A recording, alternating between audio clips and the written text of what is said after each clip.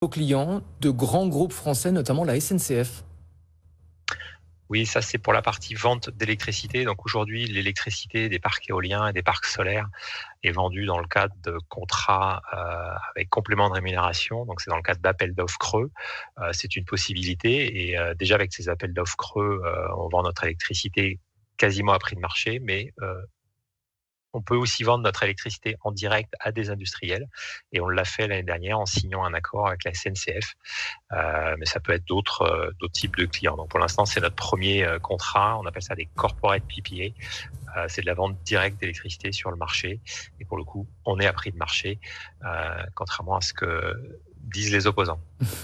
RES est un groupe britannique dont vous dirigez l'activité en France. Pourquoi céder cette filiale française à un groupe sud-coréen? Pourquoi ce désengagement de la part du Britannique? Alors plus qu'un désengagement pour le groupe RES, le groupe britannique, c'est un groupe familial qui est présent, je le disais, dans 10 pays dans le monde. Ce groupe veut garder son indépendance, garder son autonomie et pour autant faire une accélération, une croissance sur l'ensemble de ses activités. Donc il a dû faire une levée de capitaux et en analysant comment il pouvait faire une levée de capitaux, il a trouvé opportun de vendre l'activité française puisque la structure française que je dirige est très autonome. On a l'ensemble des fonctions support, des fonctions techniques qui nous permettent de développer notre activité. Et en ce moment, en France, les énergies renouvelables sont porteuses. Le marché est très dynamique. Il y avait donc une opportunité pour le groupe RES de vendre cette partie de l'activité. Et avec le fruit de cette opération, de cette levée de capital, elle va pouvoir se relancer sur d'autres pays et accélérer sa croissance, notamment sur l'exploitation maintenance des sites, qui est une nouvelle activité que RES a lancée il y a de ça 3 ans maintenant.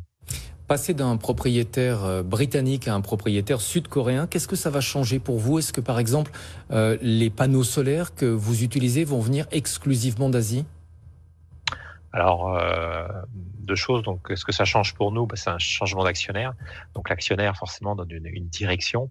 L'intérêt pour nous d'avoir ce nouvel actionnaire, c'est sa surface financière, c'est sa puissance qui va nous permettre de renforcer notre position, de consolider nos positions en France. Avec le groupe britannique RES, on devait vendre nos projets une fois qu'ils étaient prêts à être construits. On les vendait à des tiers et on en faisait l'exploitation. Demain, avec ce nouvel actionnaire, on va pouvoir garder nos parcs et vendre nous-mêmes notre électricité. Ça, c'est un premier point important. Ensuite, sur la filière industrielle, nous n'avons pas d'obligation d'acheter les panneaux de tel ou tel constructeur. On continuera à choisir nos fournisseurs, que ce soit des fournisseurs d'éoliennes ou de panneaux solaires, en évaluant l'optimum technico-économique. Et bien évidemment, ce groupe hanois est également propriétaire des modules Qcell, qui est une entreprise allemande que Hanois avait rachetée en 2012. Donc forcément, on regardera de près cette opportunité pour positionner ces panneaux faisant partie du même groupe. On peut travailler dans cette même dynamique, mais nous n'avons pas d'obligation. Nous achèterons les meilleurs panneaux au meilleur prix, quel que soit le futur actionnaire. Et donc vous conservez votre indépendance. La semaine évidemment a été marquée par la publication du rapport du GIEC, le groupe d'experts sur le climat qui pointe l'accélération du réchauffement climatique et l'urgence de modifier nos comportements. Est-ce que de votre point de vue, votre industrie est prête pour accélérer le mouvement et sortir rapidement d'un monde carboné, en tout cas en matière de production d'énergie? La filière éolienne, comme la filière solaire en France, est très dynamique et elle est prête à relever tous les défis. C'est vrai qu'en France, on a tendance à souffler régulièrement le chaud et le froid en matière de politique énergétique. Et moi, je voudrais juste, en ce qui me concerne, indiquer que la filière éolienne, en tout cas pour moi, et solaire, ne s'oppose pas au nucléaire, puisqu'il y a un rapport de RTE aussi, je pense qu'il est intéressant de lire et de connaître, qui indique qu'en 2050, avec même une politique très volontariste en matière de nucléaire, même en ayant une politique volontariste de baisse de la consommation électrique, et en 2050, le nucléaire français ne saura faire que 50% de la production d'électricité. Ce qui veut dire que les 50 autres pourcents, il faut les faire en renouvelable, en éolien ou en solaire ou en hydraulique. Et donc, c'est une perspective de croissance forte. Donc oui, la filière éolienne est très impliquée.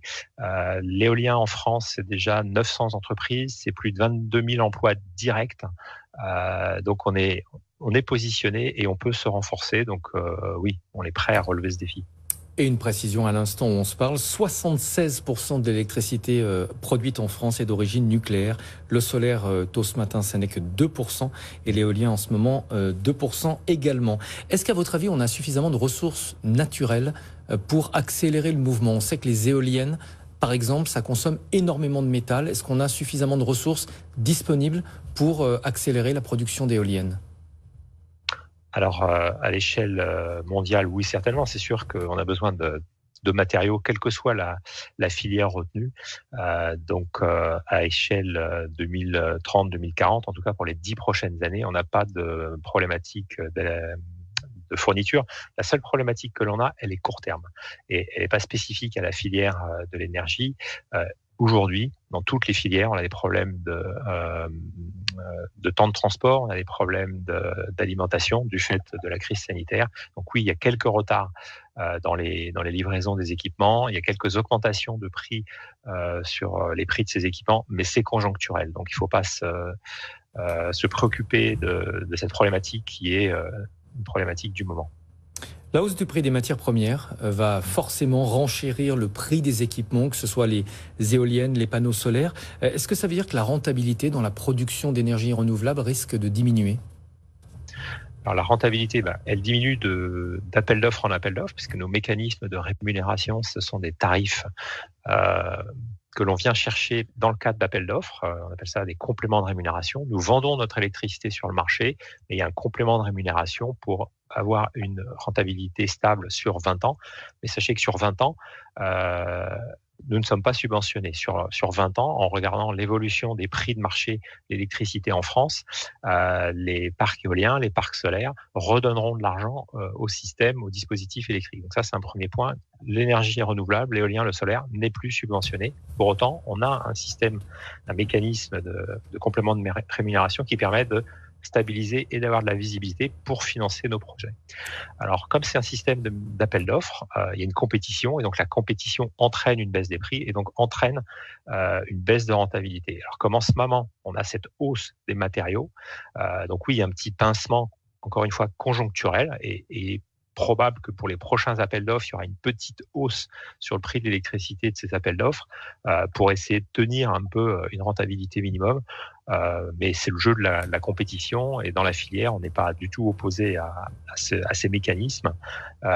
Pour autant, c'est simplement les temps de livraison qui nous inquiètent un petit peu. Nous avons des engagements de mise en service. On doit mettre nos parcs en service 2 ou 3 ans, suivant que c'est de l'éolien ou du solaire, après avoir gagné ces appels d'offres. Et c'est vrai qu'aujourd'hui, ça peut être compliqué. Parmi votre activité, il y a les systèmes de stockage. J'aimerais qu'on en parle, le développement de ces énormes batteries qui permettront à terme de stocker les énergies renouvelables la nuit quand il n'y a pas de soleil ou les jours où il n'y a pas de vent. À votre avis, ça c'est un développement important, ça peut être un game changer pour l'industrie ? Alors c'est un complément de stabilité du réseau électrique, notamment en France. Les besoins sont moins importants en France que dans d'autres pays en matière de stockage la nuit, comme vous l'indiquez. Par contre, le stockage va avoir un apport sur la flexibilité des réseaux. Donc, pour faire de la régulation de fréquence, pour faire des réserves de capacité primaire, des réserves de capacité secondaire. Donc, c'est un petit peu technique. Pour autant, tout réseau électrique a besoin d'être soutenu de différentes manières, et ce soutien peut se faire par du stockage. Donc, c'est un bon complément pour les énergies renouvelables parce que ça améliore la stabilité des réseaux électriques. Il faut dire que le réseau français, géré par RTE haute tension, Enedis en moyenne tension, est très stable, est très bien géré, bien structuré. C'est pour ça que les besoins de stockage en France sont un peu moins importants que dans les autres pays. Mais oui, le stockage va améliorer la pénétration des énergies renouvelables et en améliorer aussi la disponibilité, bien évidemment. Merci beaucoup Jean-François Petit pour toutes ces précisions, directeur général de RES en France, le groupe britannique donc, dont l'activité en France vient d'être vendue au conglomérat sud-coréen Hanwha.